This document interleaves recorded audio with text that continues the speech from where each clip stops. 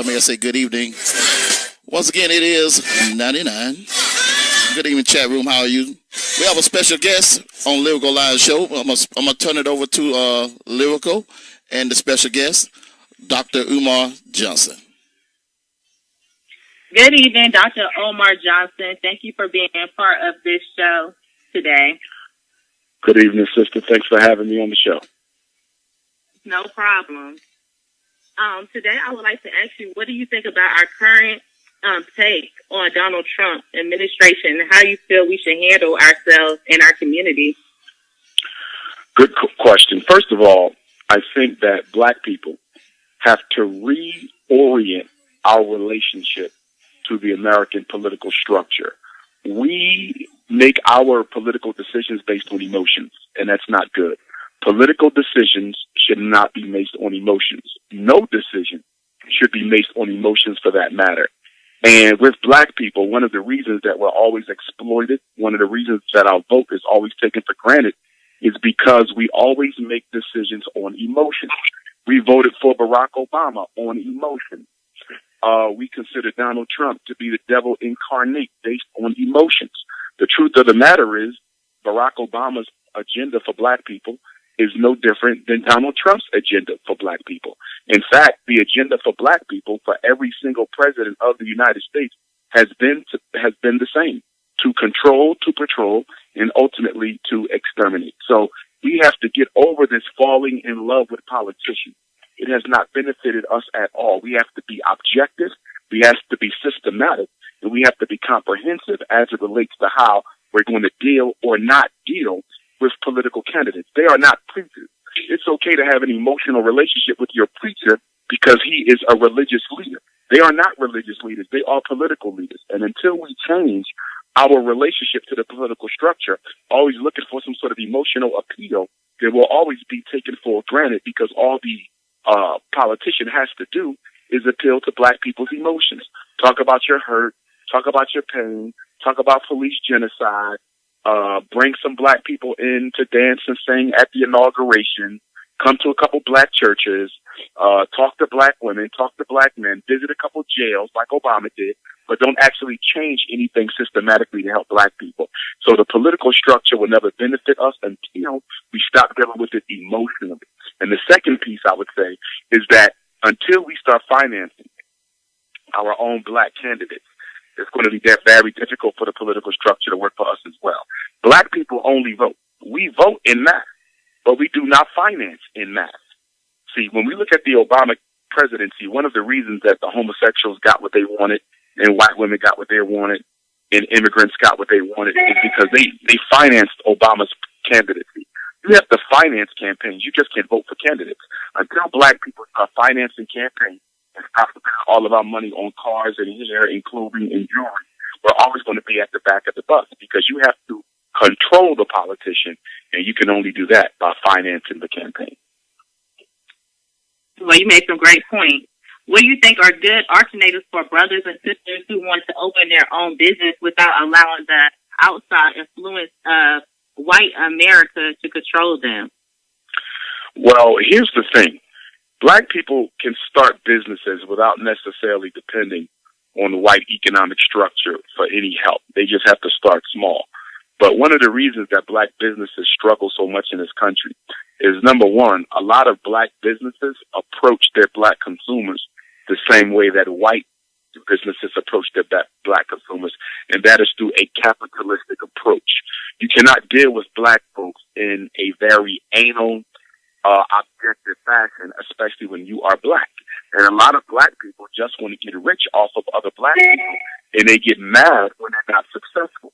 If all you're trying to do is get rich off of black people, which means you're only trying to exploit us the same way white folks do, then black people have no reason to support you. A black business is not a business that is owned by black people. A black business is a business that is owned by black people and that also takes some portion of its revenue and reinvest it back into the black community. But if you have a business in the black community, but you're living in a white neighborhood, your kids go to white schools, you might be married to a white woman, you pray into a white Jesus, you probably surround yourself with white people, that's not a black business. It's only a black business if it invests back in black people. And then there's three things.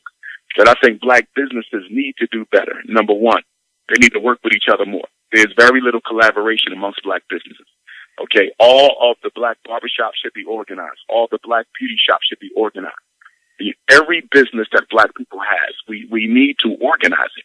That's why they have the Korean American Business Association, the Jewish American Business Association, the Arab American Business Association. Where is the African American Business Association? And although we do have chambers of commerce, okay, they're largely aligned along capitalistic lines with very little being done to actually reinvest back into the black community. So number one, we need to organize. We can make more money together than we can competing with each other. White corporations have realized this, and this is why some of the largest corporations in American history have actually formed mergers. They have come together to corner the market. They have realized that we can make more money working together than we can working apart. Black businesses need to catch up. Number two, black businesses need to do a better job of marketing their products and services to black consumers. Black businesses do a horrible job marketing their products to black people. They simply say, I'm black, and because I'm black, you need to shop. That is taking customers for granted. And customers who feel like they're taken for granted do not patronize. So you actually have to have a campaign, okay, flyers, radio, TV, the same thing you do to attract white consumers, you have to do to attract black consumers. In fact, you have to do it more because black people still believe that the white man's ice is colder. So if you're a black business expecting black people to support you just because you're black, you're in for a rude awakening. You have to go out of your way and you have to be very clever to attract black consumers. Number three, all black businesses need to improve their customer relations. Black businesses have very poor customer relations. They're not on time. They can be deceitful. They don't meet deadlines. They don't actually guarantee the quality, a lot of them, that they should have guaranteed. And I know very few black businesses that actually have a customer service number. I know very few black businesses that actually have a customer service number. I know very few black businesses that actually send out birthday greetings to their customers. I know very few businesses that send out greeting cards, holiday cards to their customers. White businesses keep in touch with you. They make you feel good about shopping with them. Black businesses do not make you feel good about shopping with them. In fact, in many cases, and I can think of several black businesses where you often are challenged as to whether or not you want to keep on supporting them because of the way you get treated when you go in there. I can think of a lot of black businesses who actually treat their black customers with such disdain, it makes it hard to patronize them. And then the fourth thing, black businesses need to advertise whatever way. They're reinvesting some of their wealth because they can't invest it all. We understand that. But a portion of your proceeds need to go back into the black community, and you need to be advertising why. If you're supporting an independent black school, you need to advertise that. Okay? If you're supporting a football team, a local football team, you need to advertise that. If you're supporting an abuse shelter for women, you need to advertise that. Whatever you're doing to support the black community, you need to advertise. And in advertising, you should not be misleading. Don't over-exaggerate what you're actually doing for that football team, that abuse shelter, that independent school. You know, if you're only giving them a couple dollars a month, there's no need to advertise because you're not doing much. Okay, but if you're actually strongly supporting a business, then you should let it be known to the community.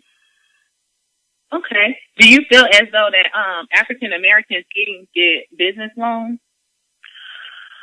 I'm not against business loans. I think we need to be careful because business loans are considered venture capital. So the regulations on the interest rates are they're slim to none. You see, the interest loans on cars are regulated. Interest loans on student loans are regulated. Interest loans on mortgages are regulated. Interest loans on businesses are not as well regulated. So, for example, I'm building a Frederick Douglass Marcus Garvey Academy. Okay, if I go and get a $2 million business loan, by the time I pay off that loan, I could have built 10 Frederick Douglass and Marcus Garvey Academies. You know, so for me, I understand sometimes we have to tap into that capital, but we should be very slow to do so. We should be very slow to do so. And if we do have to tap into the capital, we should try to look at a group investment. Bring other people on board with your business so you don't have to shoulder all of the responsibility by yourself. So I'm not against it, but we do need to tread lightly. And when and if at all possible, we should access those loans through black banks. Okay. What proper path we should take in this modern society to reconstruction and guide our youth for the future? Well, we have to build our own schools. You know, most people think the most important function of a school is to teach children. It's not. The most important function of a school is to socialize children, to prepare them to participate in their community. Chinese education prepares Chinese kids to improve Chinese living. Arab education prepares Arab kids to improve Arab living. Jewish education prepares Jewish children to improve their community, their people, their culture. And education in the black community prepares black children to go to prison, black boys to go to prison, black girls for poverty. And it prepares us to work for white folks. So education is a failure for black children. And it's largely a failure because black people don't consider it their obligation to educate their own children, which is absolutely pathetic, but it is so true. If we considered it our obligation to educate our own children, then we would be opening up schools instead of spending $600 million on McDonald's as we did last year, or spending $9 billion on weed and perm as we did last year, or spending $2 billion on athletic shoes as we did last year, or spending $4 billion on liquor and alcohol as we did last year. One of the biggest reasons that we are not respected as a group in this country is because everyone knows how poorly black children are treated in America's public schools. Jews know it, Arabs know it, East Indians know it, Chinese know it, Mexicans know it. Everyone knows that black America is sitting by watching their children go to hell and doing nothing about it. We spend in Philadelphia $3 billion on Christmas gifts, New York City about $8 billion on Christmas gifts, Los Angeles around $4 or $5 billion on Christmas gifts. There's not a major city in America where the black Christmas bill is anything less than $1 billion. It only costs $250,000 to start a bank. It only costs $1 million to start, $250,000 to start a credit union, $1 million to start a small bank. Why is black America sitting by watching our kids be special educated, medicated, miseducated, juvenile incarcerated, and prematurely exterminated? It's because we do not care. We could talk about the miseducation machine all day long. We could talk about the fact that they deliberately miseducate our kids. We could talk about the fact that they deliberately special educate our kids. We could talk about the fact that they deliberately psychiatrically medicate and misdiagnose our children. But what are we doing with our own energy, our own intelligence, our own expertise, and our own money to provide our children with the education that they need? We're doing nothing. We are actually supporting the school to prison pipeline by not building schools for our own children. As Marcus Garvey said, if the black man and woman are not careful, we will drink in all the poison of Western civilization and die from the effects of it. Okay, so do you think education is important for African Americans? It's very important, but it's only going to be as important as that education is designed to prepare black children to participate in their own reality. It cannot be an education for servitude. Public education in America today is an education for servitude. In fact, it's worse than that. This is no longer an education for servitude. The education in the 60s and the 50s and the 40s, that was an education for servitude because at least you could get a job. This is not an education for servitude because you can't even get a job. We have over 2 million black folks with college degrees who can't find work. I don't even need to name how many black people we have without college degrees who cannot find work. Half the black men in America are unemployed. Most black children in America, like black teenagers, are unemployed. So the education must be an education for entrepreneurship. It must be an education for black community infrastructure. It must be an education for wealth accumulation and economic power. No group in America is looking to share. No group in America practices multiculturalism. No group in America believes in an interracial economic reality. Every group in America is here to build a cultural reality for themselves, an empire. Chinese Americans are building a Chinese American empire. Jewish Americans are building a Jewish American empire. Everyone is about power accumulation and wealth acquisition except black people. All we want to do is participate in everybody else's reality. We're not interested in building our own. And nobody wants us, which means we will always be the beggars of society. We will always be the spendthrifts of society. We will always be the most neglected members of society because we haven't woken up to the reality of this world. And that is the future is only guaranteed for those who work hard to earn it. Okay, so how can black parents improve literacy rate for black children, and how do you feel about the school choice? Well, number one, I do not support the school vouchers program. that our new Secretary of Education, Ms. Betsy DeVos, President Trump's selection, who barely got elected, she was appointed, confirmed, I believe, with it was a split tie, and then there was 2 or 3 votes that actually got her over. She almost lost the confirmation, so half of Congress did not approve her. But be that as it may, she is a charter school queen, and she is a school voucher queen. And the reason she was chosen is to complete the public school elimination program in the black community that was started under President George W. Bush in the year 2000, continued under Barack Obama, and he was never questioned about black folks, not one time, and it is going to be intensified under Donald Trump. I'll be in Chicago speaking on Saturday. In Chicago, we have over 100 schools that have closed down in the past 5 years. I was in Detroit 2 weeks ago. In Detroit, you have over 100 schools that have been closed down in the past 5 years. And according to the media, recent stories, Chicago and Detroit will be closing an additional 25 schools. In Philadelphia, over 100 schools have been shut down. What is the purpose of shutting these schools down? They are relocating black people. So if you're relocating black people, you obviously don't need those schools. And on top of that, if you don't plan to give black people jobs, livable wage employment, you don't need schools either, because the purpose of public school is to prepare you to work in the factories, in industry. America no longer has industrial jobs for black folks. They have shipped them to white neighborhoods, and they've even shipped them to second and third world nations. So public school will soon be a thing of the past. The United States Department of Education has only been around since the 1980s. A lot of us don't understand this. The Constitution does not give any child in America a right to an education. Your right to an education is guaranteed by your state. It is not guaranteed by the Constitution. And the reason I do not support vouchers is because vouchers is a very clever way of intensifying the economic stranglehold around schools that serve black children. If you give a black mother of 3 children a $5,000 voucher for each of her 3 children, and she wants them to attend a $10,000 independent school, she still has to come up with the additional $5,000 per child. So you give her $15,000, she still needs another $15,000 to pay the $30,000 tuition.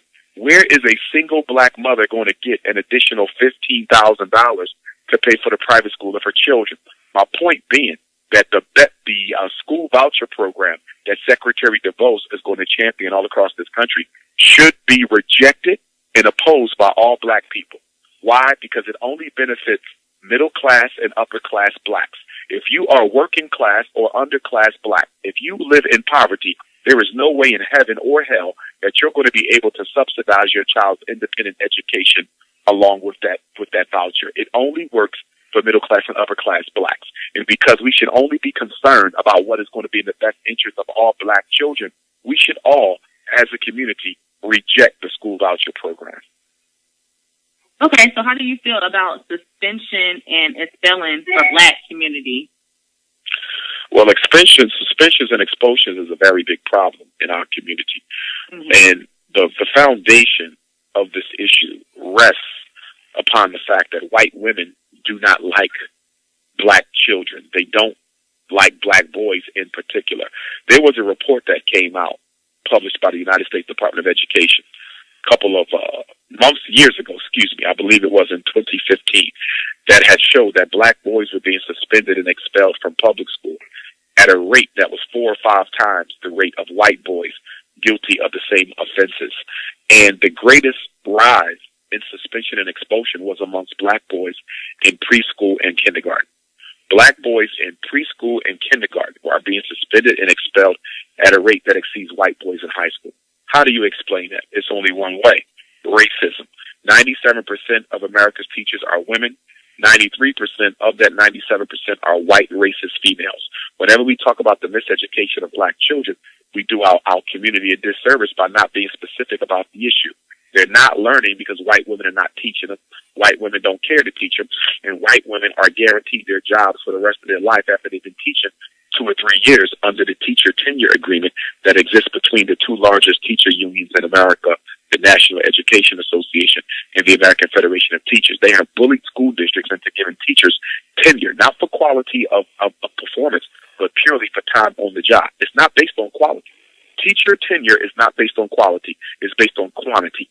time on the job. And teacher tenure is one of the biggest barriers to actually improving education for black children. Because if you got a 25-year-old white racist teacher who has tenure, who knows she's not going to lose her job for not being able to do it well, she could come to work and treat black kids any kind of way she wants, educate black kids any kind of way she wants. She don't care about them anyway. The only reason why she's there is because she couldn't get a job in the suburbs, or she's there because she's getting her student loans paid off by the federal government with the loan forgiveness program. And after 5 years of miseducating black kids, she'll go to the suburbs where she will properly educate her white children. What does success for black people in the United States look like, and what is the goal for us? Well, for me, and I'm coming from a Pan-Africanist perspective, a revolutionary Pan-African nationalist perspective, success for me in America would mean that black America has a very strong political, economic relationship with our mother continent, that we have international allies in the forms of independent states in Central South America, the Caribbean, as well as the African continent, where we are engaged in regular political, economic exchange, where they support us and where we support them. We need the type of relationship with African states that Cuba and Fidel Castro had with Russia. That's the type of relationships we need. That way we can demand certain things from the United States government and have those demands backed up by independent states in Africa. That is the vision of the Honorable Marcus Messiah Garvey. That's the vision of Dr. Umar Johnson. When we talk about Pan-Africanism, people often make the assumption that we want everybody to go back to Africa. Nothing could be further from the truth. The Honorable Marcus Messiah Garvey, who was the greatest black leader of the 20th century and the only black man since slavery to organize an organization composed of 10 million or more people. Marcus Garvey never led a Back to Africa movement. What he said was that some of us had to go back to Africa and work to improve the conditions of Africa, because Africa's political economic state and the degree of respect that she gets from other nations around the world is reflected upon all black people around the world. So part of the reason that we would explain the reason why black people are still stuck in Jim Crow, part of the reason we would explain the police genocide against black people that has come back with full force during the Obama administration. One of the ways we can explain the racism, we could explain the underemployment, the mass incarceration of black people in America, is the fact that we don't have any international allies. We don't have independent states to put pressure on the United States government for its treatment of black folks. We can't expect African states to just stand up and speak out for us unless they're going to get something for it. Because after all, they're not doing too good themselves. So they need to know that if we're going to stand up for black America, what is black America going to do for black Africa? We have $1 trillion economy that we can leverage to build relationships with our nation states back home on the mother continent. So we do have a future in America. You have a future in Canada. You have a future in the UK. Black people can coexist in a white reality, but you will not be able to coexist in any white reality on this planet unless you build a relationship with the mother continent that allows them to come and support you. Why aren't Chinese kids killed by police? Why aren't Arab kids killed by police? Why aren't Mexican youth killed by police? They have gangs in America. In fact, they have some of the worst gangs in America. You never hear about them being killed by police. Why? Because they have nations, independent countries around the world who will speak up and stand up, who will show up and show out for them. We're the only non-white group in America who don't have international allies to come to our defense. Is there a future for black folks in America? Yes, but there will be no future without Africa. That's so true. How do you feel about black people entertaining in marijuana industry as retailers, growers, and manufacturers?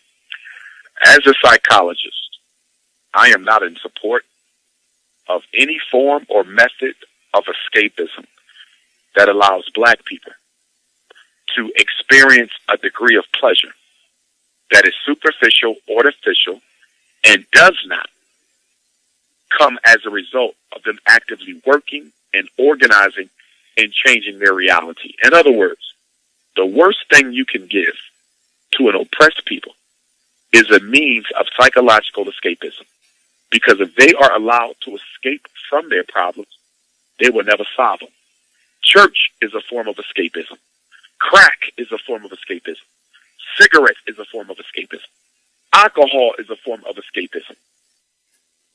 Materialistic consumption, conspicuous consumption, shopping is a form of escapism. Eating can be a form of escapism. Partying is a form of escapism. Marijuana is a form of escapism. So I do not support it in any way, shape, or form, except for its medicinal uses and its spiritual uses. But I'm not a supporter of recreational marijuana because it's going to do nothing but give black people another option to run away from their responsibilities. We don't need black people getting high. We need black people getting busy solving their problems. Mm-hmm. Should Americans take collective assistance on immigration bans of blacks from other countries or no? Repeat that question, please. Should blacks take collective assistance on immigration bans of blacks from other countries? Black people then lost their mind on this Donald Trump immigration bill situation, this executive order that he signed. Okay, I'm not coming to the defense of any immigrants unless they are African. Why? Because the Department of Immigration has always kept to a bare minimum the percentage of Africans from Africa and the Caribbean and Central and South America who can immigrate to the United States. This issue has always been an issue for us. Nobody spoke up for us. The Arabs didn't speak up for us when America limited the importation of African immigrants. But you know, for the past 50 years, it has been almost impossible for Africans from certain African states, especially those that are least developed, to even get a visa to just visit. I have friends from Africa who have tried to come visit me in America. They can't. They won't even give them a visa. In many African countries, the only way you can visit America is if you win the lottery. They actually have lottery where you have to win a visa to visit America. And then a lot of them, when they come, they're held up at customs and they're put in detainment camps, concentration camps, where they are immediately deported back to Africa. Okay, there's concentration camps all around this country. People don't even know about them, where they keep African immigrants. They just sit them there until they're able to ship them back home. So black African immigrants from around the world have always suffered Jim Crow racism at the hands of the United States Department of Immigration and Naturalization. So all of a sudden, we're supposed to come to the defense of Arabs. We're supposed to come to the defense of Mexicans. We're supposed to come to the defense of Chinese and other persons when they have never come to the defense of us. Absolutely not. Because those Arabs and those Mexicans and those Chinese and those Asians, they're only coming to America to take your place. They're coming to America to move you out. They're coming to America to take your houses and your jobs and your children's scholarships. They're not coming here to share. They're coming here to replace you. The Mexicans are the main population that the United States government is using to eliminate black folks from being necessary in the American economic reality. Look at the Arabs. They're all up in Dearborn, Michigan. They're all out in Detroit. They own the gas stations and the corner shops, and they selling the dope and everything else. They don't come to help blacks. They come to hurt blacks. By him keeping those immigrants out, that might give you a better opportunity to find a job. So what is black people doing running around pushing for immigrants to come into America and practice more racism against you? We have to understand something. When immigrants come to America, they come to America with the foreknowledge of knowing that they are expected. They are expected to support and reinforce white racism against blacks. They are expected to support and reinforce white racism against blacks. You can't name a single population of immigrants that have ever come to America to help blacks. They have always come to America to hurt blacks. When the Irish came, they came here lynching and killing blacks. When the Italians came, they came here lynching and killing blacks. The Jews came and they participated in the enslavement of blacks. They were the largest insurers and constructors of slave ships. Immigrants have never been our friends, so why are we defending their coming to America? That's so true. Okay, so what about the separation but equal in our community? Do you think that could be successful or no? Repeat that again, please. Separation but equal in our community. Do you think that could be separate successful? But equal.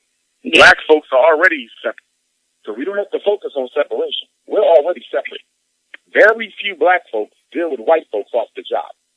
Very few black folks deal with white folks off the job, and if they do, it's only because they forced their way into a white suburb, or white folks have them trundling along, because white folks always like to have a symbolic white puppy, a symbolic black puppy along with them. So a lot of black folks volunteer to be white people's puppies in their social groups. Like when you go out to the mall and you go out to the supermarket and you see like 10 white and they got one black. Well, that's the puppy. That's the pet. They always keep a mascot with them to give the illusion of inclusion and make it look like they're not racist against black folks. The white folks have all kinds of strategies that they use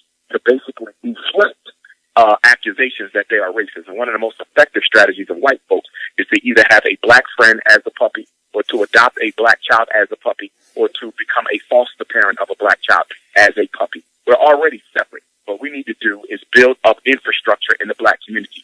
Isn't it amazing? Wherever you go in this country, there's a little Italy, there's a little China, there's a little Israel, there's a little anything. Where's the little Africa? There's not a little Africa in a single country in the United States of America. That's insane with the type of money we spend with Arabs. That's insane with the type of money we spend with Jews and East Indians. You mean to tell me they can take black money and build independent communities, but black people can't take their own black money and build independent black communities? Nowhere in America, not a single community, can you show me where black people have their own hospital, their own bank, their own school, their own supermarket, their own hospital, their own bank, their own school, their own supermarket. And that is what we need. We need to build independent black infrastructure. We cannot get our food from other people because they will kill us. We cannot send our elders and our mothers to go and have babies in white people's hospitals because they will kill them. And by the way, black women have the highest fratricide rate in the United States. In fact, the black female infanticide,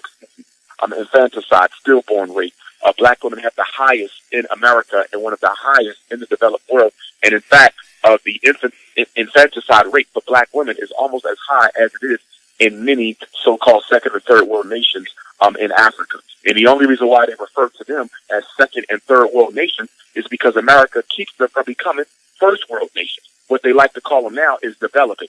They call them developing. How can African countries be developing when Africa was developed before Europe ever even thought about developing? So how does the greatest civilization on earth, 5,000 years ago, now here we are 5,000 years later, and now they are developing. They're not developing anything. They are being depressed and oppressed. We need to stop saying second world and third world nations. They need to stop lying and calling them developing nations. They're not developing nations. They are oppressed nations.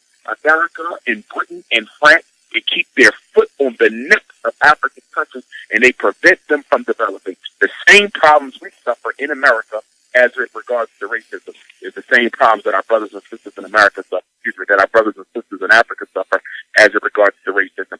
We need infrastructure. Black people are too dependent on white folks for everything. We need them for schools.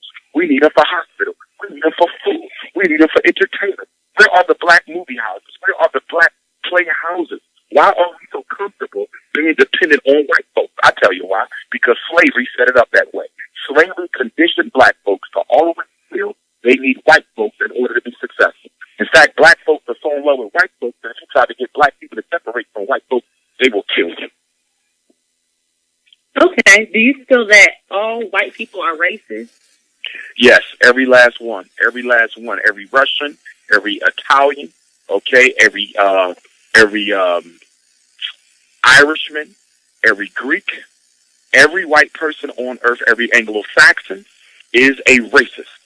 White culture is racist.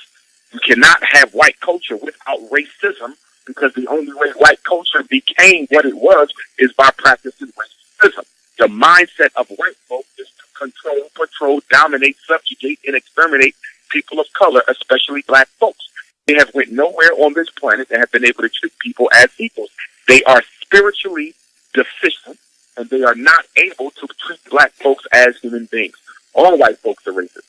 Racism has nothing to do with attitude. Racism has nothing to do with emotion. Racism has nothing to do with hatred. Racism has nothing to do with animosity. Racism is about two things that black people seem not to be able to understand. Racism is about power and privilege. Nothing more, nothing less. It is a business that does not require emotion, and it is the business of keeping white folks in control of black folks. Okay, Amber in the chat room, she wants to know, how should a Pan-African treat his lady? Well, all black men, whether they're Pan-Africanist or not, should treat black women with respect. They should adore black women. They should love up on black women. Our sons need to see us showing respect with black women, towards black women, whether we're in a relationship with that particular sister or not. Unfortunately, black children do not see black men showing a lot of respect and care and concern for black women. But I would also argue that the reverse is true. Black women, just as black men, have a very negativistic, nasty attitude and dismissive attitude towards black males, because black women as a population have been allowed to receive more education and employment than black males, some sisters have come to the mindset that has been propagated by the feminist movement that they don't need men. In fact, the feminist movement is openly advocating lesbian relationships amongst black women, and we have a growing lesbianism within the black female community that is threatening traditional black homes, just as we have a growing homosexual movement amongst black men that is threatening the traditional black family. The black family is under attack, not only by white folks, not only by prison, not only by police genocide, not only by unemployment, but also the growing tide of sexual confusion in the black community. Okay, John wanted to know if you're going to make just one school, or you plan on making numerous schools for the black community. Ultimately, we're going to have a Frederick Douglass and Marcus Garvey International Pan-African School District. One school is not going to solve our problems. We need them everywhere. The goal is to start the first school. I'm hoping to have a property in hand by August the 21st of this year. And we hope to open up the school on the first day by August the 21st of 2018. If I'm blessed by God and if I'm aided by my ancestors, that's the first day of school, August the 21st of 2018. So when I go to Chicago on Thursday, I'll be looking at some schools on Friday prior to my lecture on Saturday. When I get to Indianapolis on Sunday, I'm going to try to get access to some schools there that are for sale. Everywhere I go to speak, and even places I haven't been to speak, I'm always looking at schools to see whether or not we can find something within the price we can afford. We've raised about $700,000 to date, which is not a lot of money when you're talking about buying a school, but it's enough to get us a nice size little school. There's one in Chicago that has a good price on it, so I get to walk through that on Friday afternoon of this week, and we'll see what happens. So anyone listening, if you know of a school that's for sale, feel free to take a picture of the school and email it to me, or text it to me along with the contact phone number for the realtor. Sending me a school without the contact information does nothing for me. You have to send me the school, plus you have to research it and get the realtor information. I need people to help me out. Black people are very lazy and expect Dr. Umar Johnson to do everything by himself. I can't. Y'all have to help me out. Look at, which means it's in pretty good condition. It hasn't been closed down long and has a couple acres of land around it. Just take a picture of it, text it, or email it, and include the realtor information with it. And they can email that to Dr. Umar Johnson at yahoo.com, DRUMAR Johnson at yahoo.com. Or they can text it to my personal cell phone number, which is area code 215-989-9858, 215-989-9858. And before you go to your next question, if I may, I want to let your listeners know that I'll be speaking at Morgan State University, one of our historically black colleges in Baltimore. I'll be at Morgan State tomorrow, 7 o'clock program. Doors open up at 6, and it is free.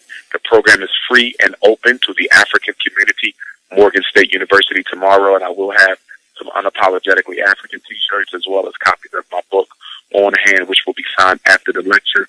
I'm in Chicago this Saturday, February the 25th, at the new Greater Mount Moriah Baptist Church, 3101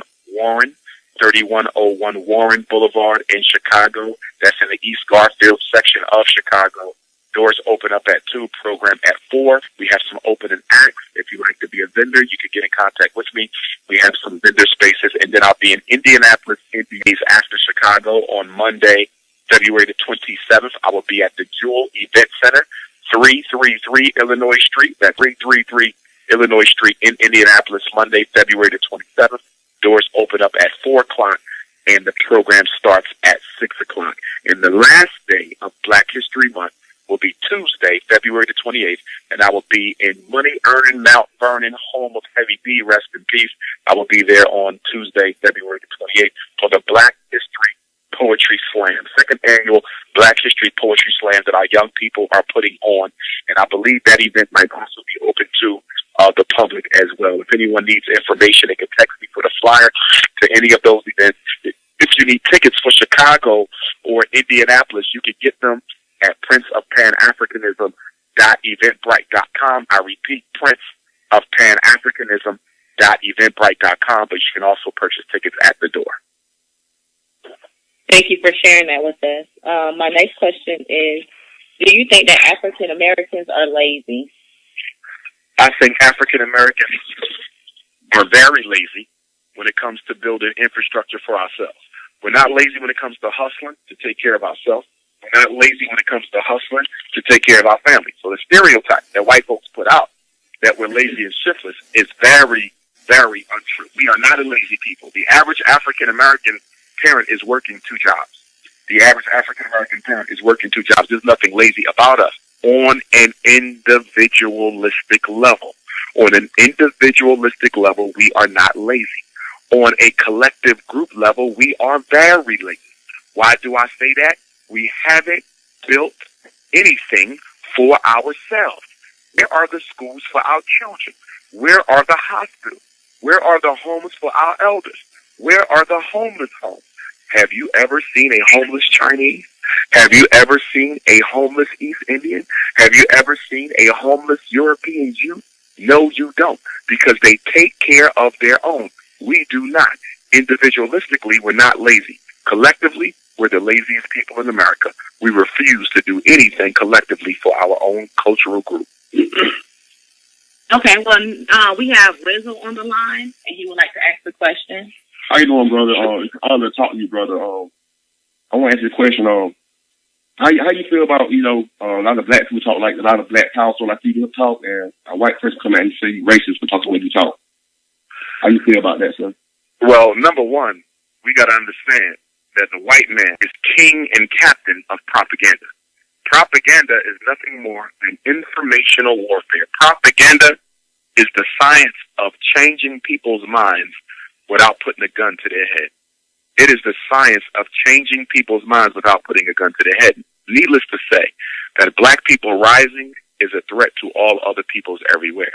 Every group's success is contingent on Africa and Africans being backward. Every group's success is contingent on Africa and African people being backward. So the white man cannot afford for you and me to organize. The white man cannot afford for me and you and our sisters and elders to organize, because there's corporations in this country that have made billions of dollars off of black folks being disorganized. Do you know how much money Mercedes-Benz would lose if we made our own car? Do you know how much money the prison industrial complex would use if black men had jobs and didn't have to go to them? Do you know how much money McDonald's would lose if black people created their own healthy alternative fast food restaurants?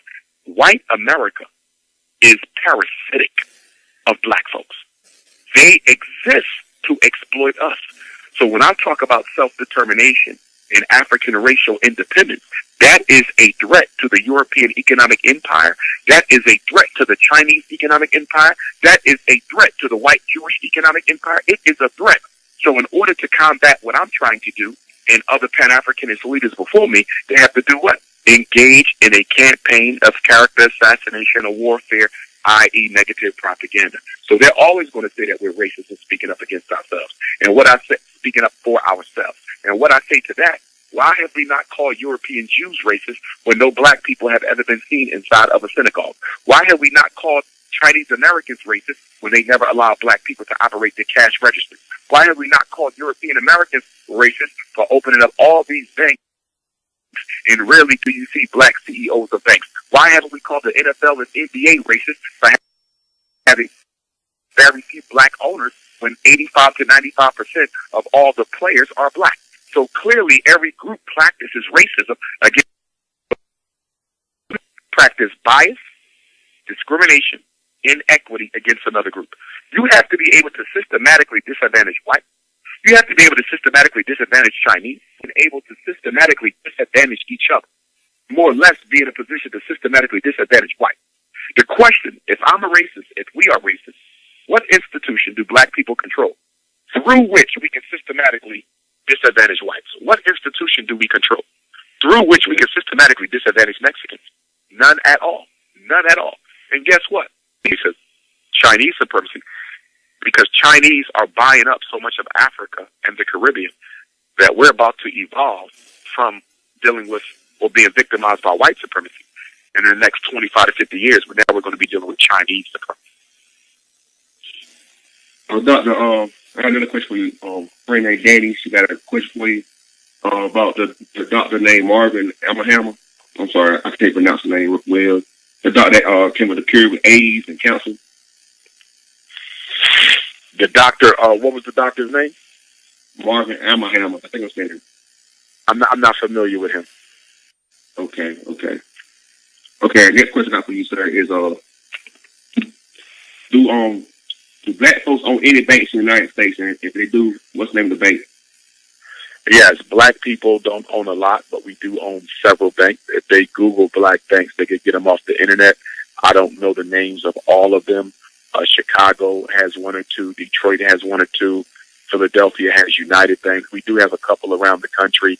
Some of them have been shut down. One of our oldest banks, I believe it was in Detroit or Chicago, was just shut down by the FDIC a couple of weeks ago. They don't want black banks.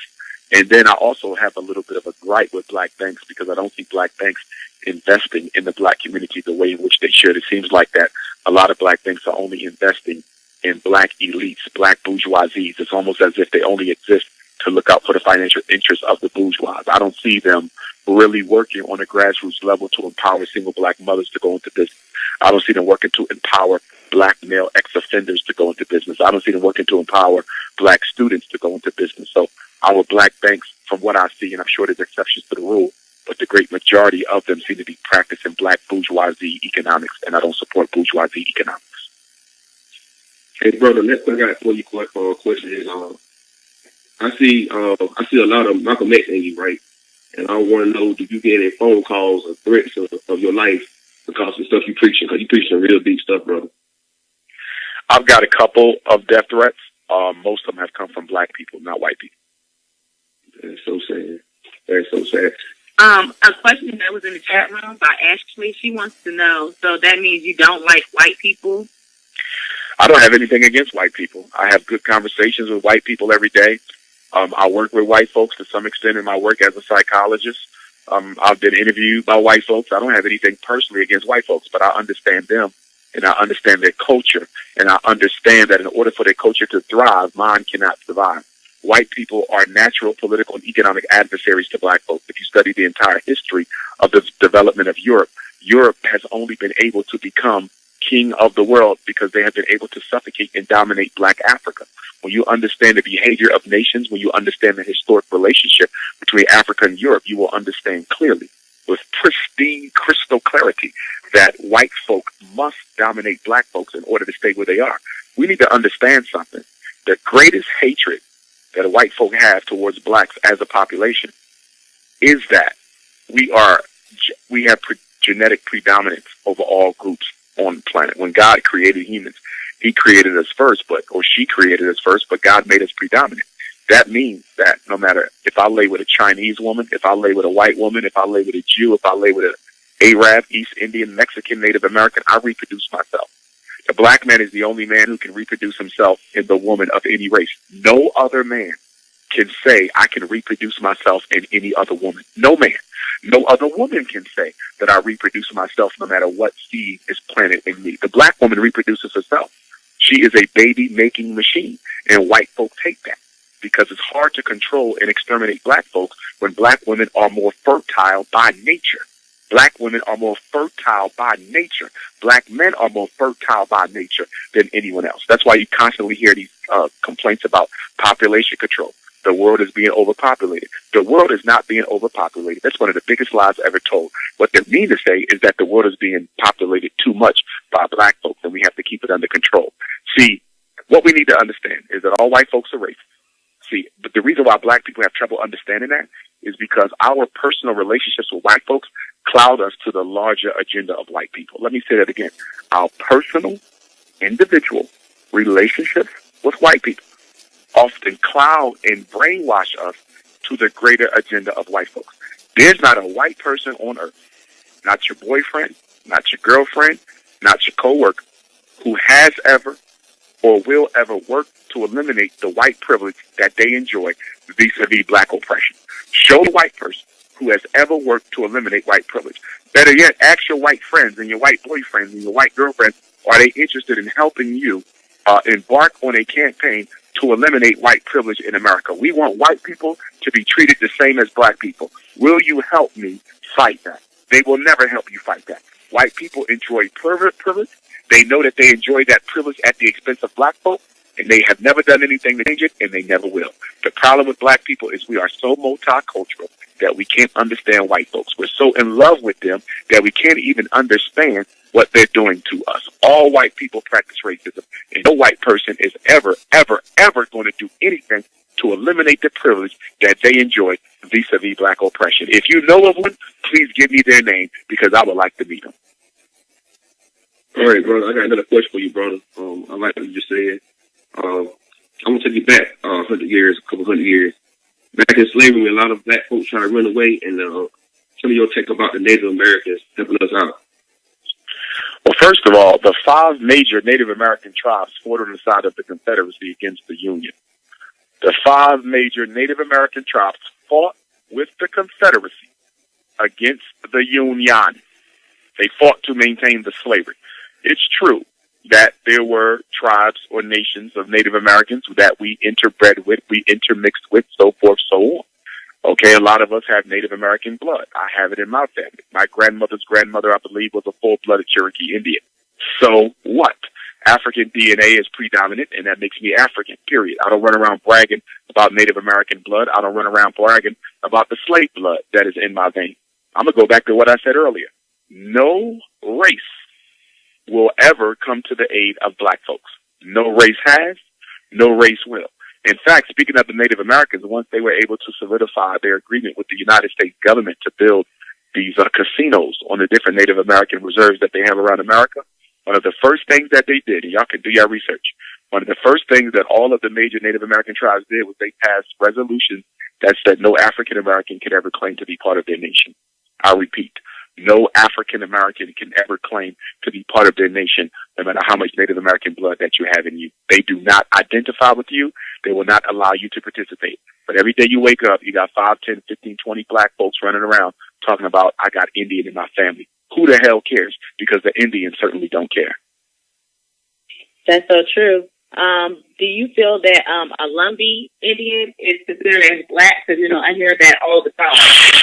Well, here's the thing, and we need to understand this. There has been a great conspiracy in history where a lot of populations of African people from Africa have come to America, have settled it.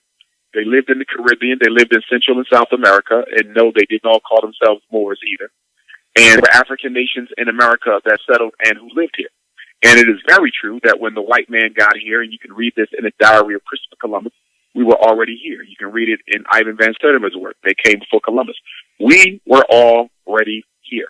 The reason why the white man is constantly trying to claim that everyone who was here before slavery was a Native American is because he does not want to have to settle with Africans in America and basically give you the same thing that he had to give the Native Americans, and that is your own land and your own right to use that land in any way in which you choose. So I do agree with our Moorish brothers to some extent that America does owe black folks land without question. We were here before them. We were here before the Native Americans, and many of the Native American tribes were not even tribes. They were groups of Africans. For example, the word Seminole means runaway. A Seminole is a runaway slave. That's what a Seminole is. That was not a Native American tribe. That was a community of escaping blacks. So without question, we were already here. We were all throughout the Caribbean, that they want us to believe that the Indians were here.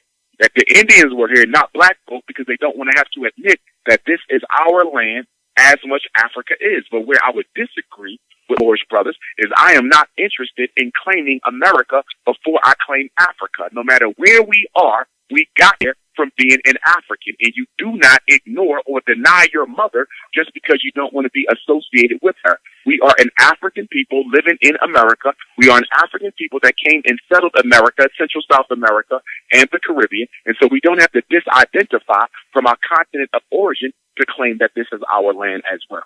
But I definitely agree with them on the premise that, yes, we were here first. We were everywhere first. We were everywhere first.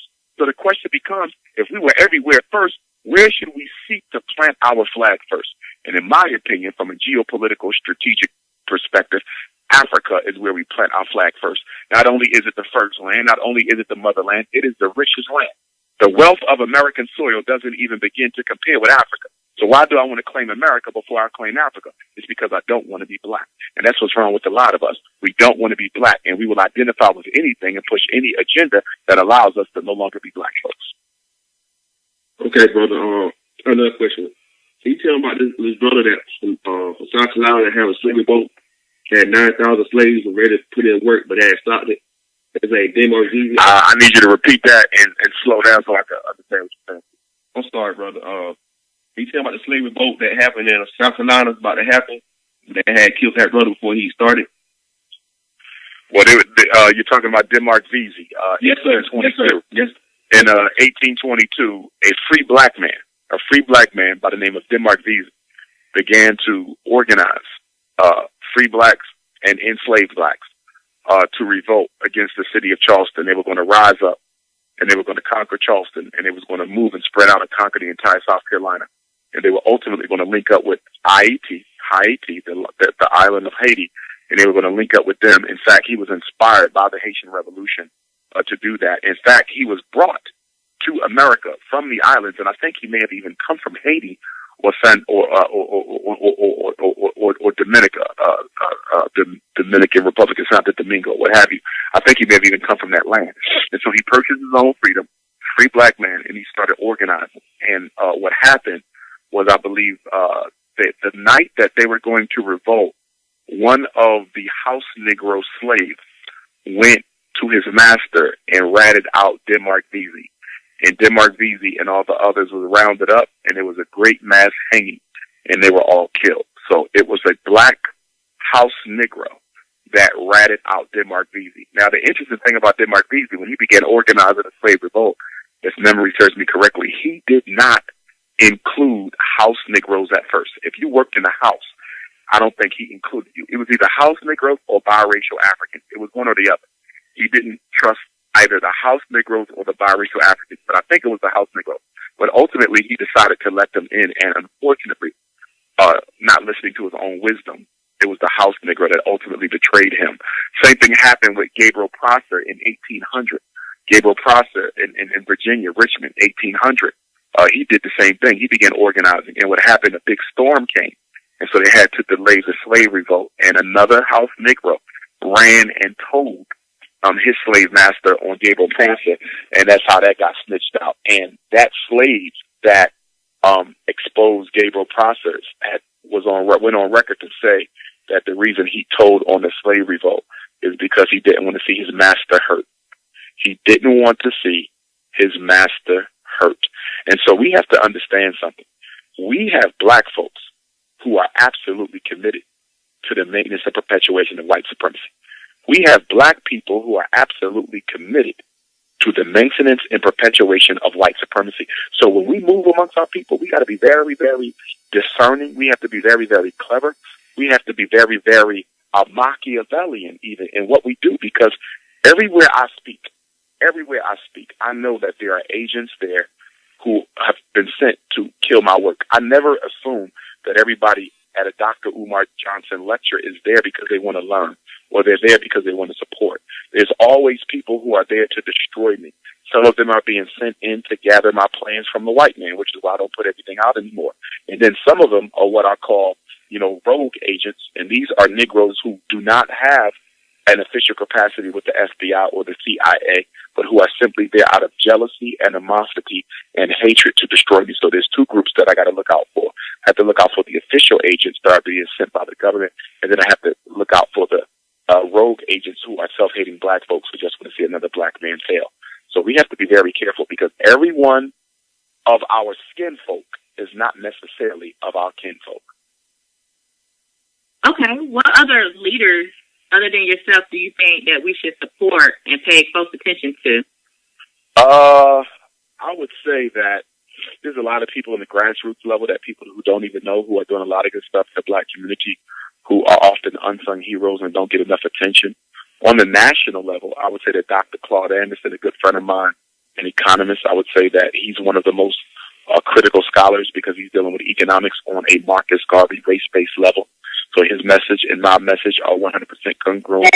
Another scholar would be Attorney Alton Maddox. Attorney Alton Maddox out of New York City. He's another scholar who is approaching law from the Marcus Garvey grassroots perspective. So those two in particular, I would definitely recommend that people watch them, people study them, read read Dr. Claude Anderson's books, go to YouTube. Watch Dr. Claude Anderson's lectures, go to YouTube. Watch Attorney Alton Maddox's lectures.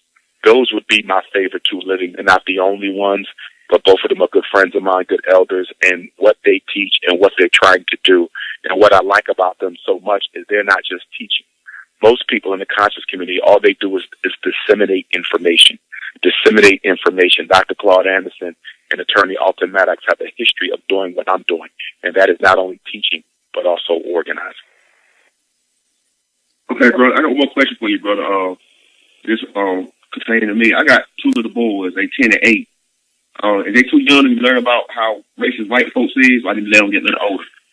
No, there was a research study that was done by white folks that had basically revealed that children are aware of racial differences as early as 4, and that they may also be aware of the level of respect or status that their race is accorded by other groups. So your sons, by this time, are definitely aware that they're black people, that they're white people, that there's different groups.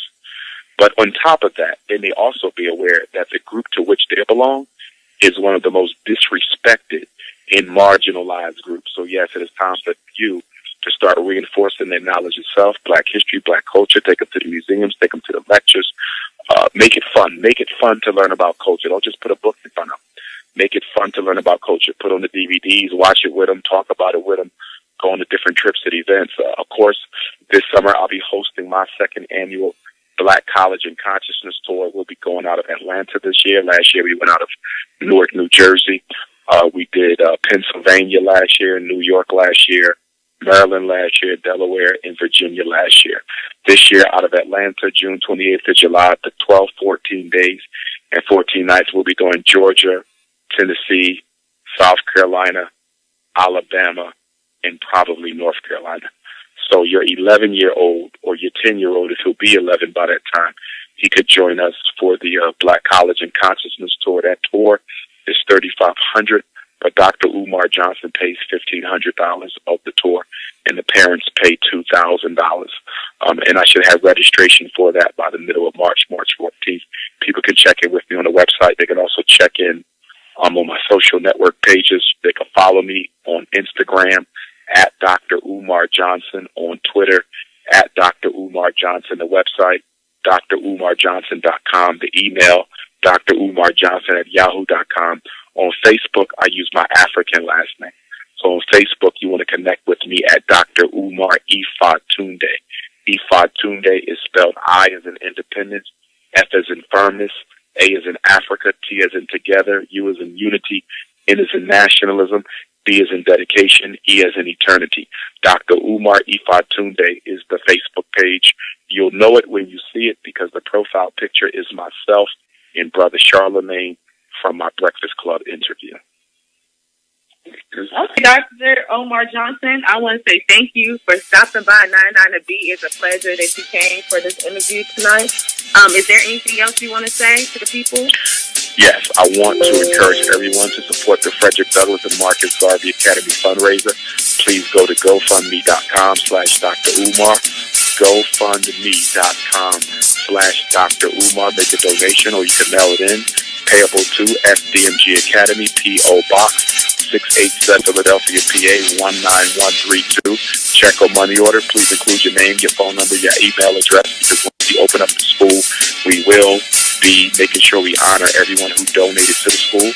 Also, I'm going to begin filming for my documentary, which will be called The Shockumentary, The Psychoacademic War Against Black Boys. If any parent or anyone from the community, you don't have to be a parent, who has a testimonial that they feel that is worthy of being interviewed, something that you went through as a black man when you was a boy. If you're a mother or father, something that you went through trying to protect your son. It could be related to special education. It could be related to medication. It could be related to ADHD. It could be related to suspension, expulsion, misdiagnosis, police brutality, incarceration.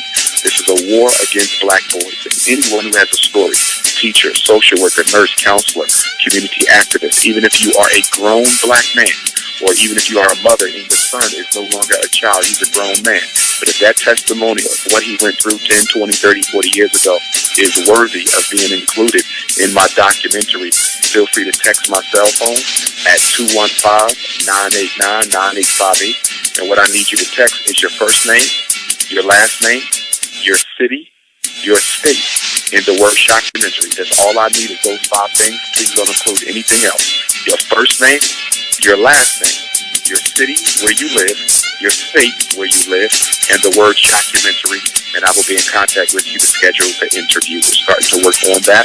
And the last thing, anyone who wants to be part of the National Independent Black Parent Association, the National Independent Black Parent Association, which is a movement we started a year ago to organize black parents to fight against racism. We will be holding our next training conference in the Midwest in May. I should have that information in the next week or two. But you don't have to wait until then. You can contact me by text message or email, and I will put you in contact with brothers and sisters in your city who are already part of a chapter. If you have a chapter, then I would also ask you to start a study group for the Parent Association. You can start a study group until such time that you're able to come to a conference. We need to start helping black parents now. We need to start organizing black parents now. And if anyone desires to be part of something that's serious, that's going to make a difference, please consider starting a chapter of the National Independent Black Parent Association. We educate, we investigate, we advocate. Phone number 215-989-9858. 215-989-9858. That is a text message number only. You only use that number if you need to text me. If you need to fly for Chicago, you need to fly for Indianapolis, you need to fly for the Parent Association, you need to fly for the Tuesday morning Black Parent Teleconference. I host a call every Tuesday morning. We did it this morning from 6 a.m. to 8 a.m. So black parents can call in and ask me any question related to child education or mental health. And the number to that call is 857-232-0158, 857-232-0158. And the access code is 870-864-POUND, 870-864-POUND. Join the Black Parent Movement. So thank you again for coming to 99 The Beat. It was a pleasure on having you today. If you don't mind, can you please stay on hold? Yes.